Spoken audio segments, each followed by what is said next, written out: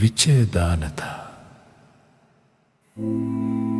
විචයදානතා වේශයෙන් වර්ජක ලෝභය සිල්වතුන් ගුණවතුන් තෝරාගෙන ඔවුනට දන් දෙන ස්වභාවය විචයදානතා නමි.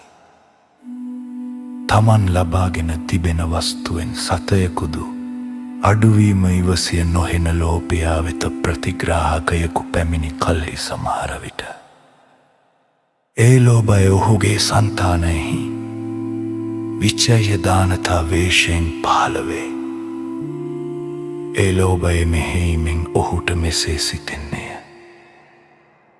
බුදුන් වහන්සේ විසින් විචයදානං සුගත පසත්තං යන ආදීන් විමසා දන් දීම මවර්ණනා කරන ලදී.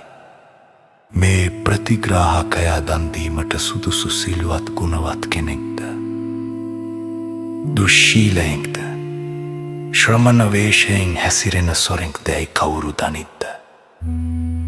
නාඳුනන මොහුට මේ දුටු පළමු වතාවේම කෙසේ දෙන්නෙම්ද? විමසා සුදුසු නම් පසුව දෙන්නෙම යයි සිතාදීම කල් තබන්නේය. ඔහුගේ දීමත් එයින්ම කෙලවර වන්නේය.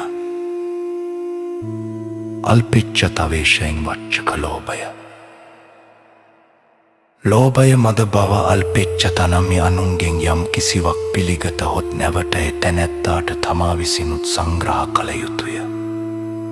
ස්වල්පයකුදු වියදම් වීම නොයවසන ලෝභියාට එය වැටහෙනුයේ මහත් බරපතල කරුණක් සැටියටය.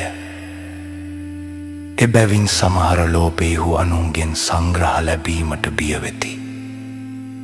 ඔවුන්ට අනුන් සංග්‍රහයක් කරන්නට තැත් කරන තැනදී ඔවුන්ගේ ඒ ලෝභය අල්පෙච්ඡතා වේශය ගනී. එයට රැවටුණු අය අනුන්ගෙන් කිසිවක් ගැනීම නුසුදුසුය. ගමන්ට ඇති සැටියට තමන්ගේ දෙයින් යැපීමම යහපත්ය.